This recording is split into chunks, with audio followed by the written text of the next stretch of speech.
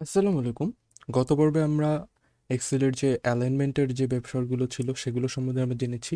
কোনটা text property আর কোনটা হচ্ছে নাম্বার প্রপার্টি হিসাবে এক্সেল গেট করে আমরা সেটা দেখেছি। তো আজকে আমি এক্সেলের বেসিক কিছু ফর্মুলা, অর্থাৎ আমরা যে সাধারণত যে কাজে আমরা এক্সেল ব্যবহার করি, যোগ বিয়োগ বা এই টাইপের বা আমরা হিসাব রাখার জন্য যেটা করি সেটা সম্বন্ধে আজকে একটা বেসিক আমি ধারণা দিতে যাচ্ছি। ওকে, তো আমি এখানে একটা নতুন ফিল্ড অ্যাড করলাম, টোটাল। ওকে, টোটাল আমি হচ্ছে জানুয়ারি মাসের টোটাল একটা হিসাব করব, ফেব্রুয়ারি মাসের আর মার্চ মাসের, এবং একই সাথে আমি রো ওয়াইজ ফোনের ওই 3 মাসের জন্য কত হিসাব হয়েছে সেটা করব।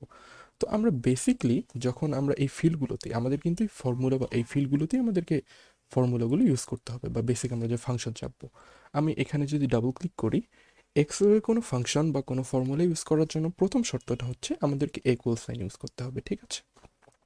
এবং আমাদের আরেকটা ব্যাপারের সাথে কম্পিটিটিভ অবশ্যই ধারণা রাখতে হবে, সেটা হচ্ছে যে সেল রেফারেন্স। আমি যেটা প্রথম ভিডিওতে দেখিয়েছি, যেটা হচ্ছে এই সেলের নাম হচ্ছে B5। এটা B5 হওয়ার কারণটা হচ্ছে বি কলামের 5 নম্বর রো, এভাবে।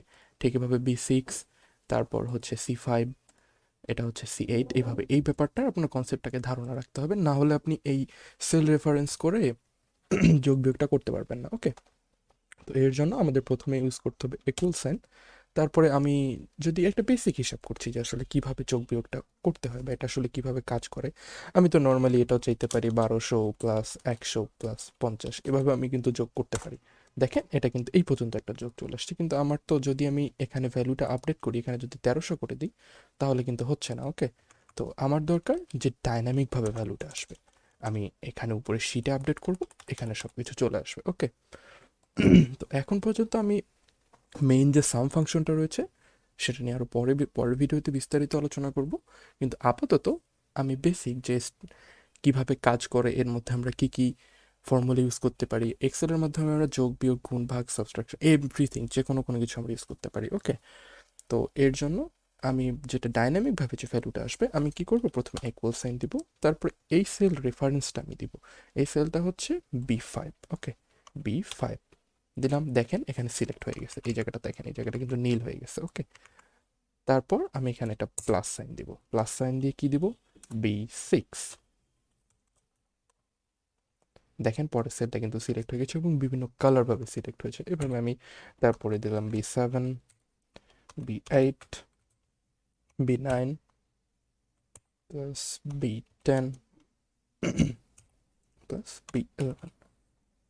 এখন দিলাম, দেখেন এখানে কিন্তু একটা টোটাল একটা ভ্যালু চলে এসেছে। ওকে, এখন যদি আমি কোনো কারণে এইখান থেকে ভ্যালুটা 70 থেকে 40 থেকে 50 করে দিই, এই ভ্যালুটা কিন্তু ডাইনামিকভাবে চেঞ্জ হবে। ওকে, এক্ষেত্রে আমাদের কিন্তু আর প্রত্যেকবার এখানে ভ্যালু আপডেট করে দিতে হবে না যে আমরা আসলে কি ইনপুট দিচ্ছি, সেটার জন্য সমস্যা হবে না। এই সেলে যে আমরা ইনপুটটা দিব সেটাতেই সব কিছু কিন্তু ডাইনামিকভাবে এই টোটাল সেলটাতে চলে আসবে। ওকে, তো একইভাবে আমরা ডান দিকেরটাও দেখি, আমরা হচ্ছে মান্থলি যে টোটালটা থাকবে একটা ইন্ডিভিজুয়ালের জন্য সেটাও আমরা ট্রাই করে দেখি।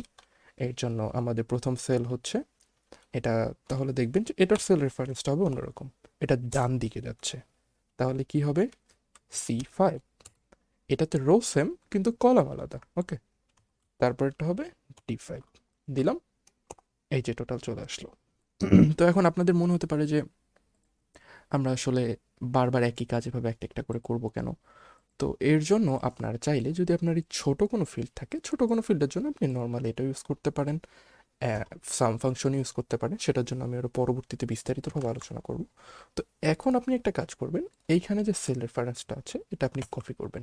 কপি করার সাথে সাথে কিন্তু এই যে ফর্মুলাটা রয়েছে এটাও কিন্তু একসাথে কপি হয়ে যাবে।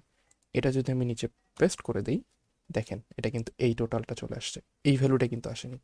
এই ভ্যালুর মধ্যে আমরা যে ফাংশনটা প্রোভাইড করেছি সেটা চলে আসছে। আমি যদি এখান থেকে 100 থেকে 1000 করে দিই, এই যে দেখেন এখানে চেঞ্জ হয়ে গেছে।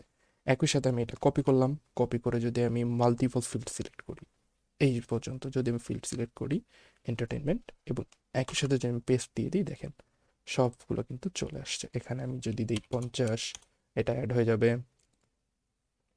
এখানে যদি দিই 90, সেটাও অ্যাড হয়ে যাবে। একইভাবে আমরা লেফট টু রাইট এটাও করতে পারি, এটা ডান দিলাম, একই সাথে এই টোটাল যে ফিল্ডটা রয়েছে পেস্ট করে দিলাম। ওকে, এই যে দেখেন, তাহলে আমাদের কিন্তু বেসিক যে ফর্মুলাটা রয়েছে এক্সেলের মাল্টিপ্লিকেশন, এক্সেলের আমরা হচ্ছে ইকুয়াল যে ফর্মুলাটা রয়েছে সেটা আমরা করতে পারলাম। এর মধ্যে আপনি চাইলে প্লাস মাইনাস এনিথিং যে কোনো কিছু দিতে পারেন আপনার ইচ্ছা অনুযায়ী।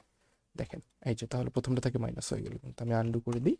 এটা আপনি যেহেতু এত বড় কেউ এভাবে আসলে মাইনাস করে না, এটার জন্য আরও বিস্তারিত ফরম্যাট রয়েছে।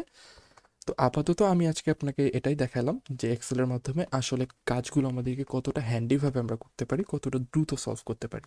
ওকে, দেখা যাবে যে আপনাকে বারবার ইন্ডিভিজুয়াল করে যোগ বিয়োগ করতে হচ্ছে না, আপনি যে সেল রেফারেন্সটা দিয়ে দিচ্ছেন সেই অনুযায়ী কিন্তু যোগ বিয়োগের কাজটা এক্সেল অটোমেটিক করে নিচ্ছে। ওকে, আজকের ভিডিও এ পর্যন্তই। পরবর্তী ভিডিওতে আমি এক্সেলের আরও বিস্তারিত সাম ফাংশন থেকে শুরু করে আরও কিছু ফাংশনের বিস্তারিত ভিডিও নিয়ে আসবো। পাশে থাকবেন। আসসালামু আলাইকুম।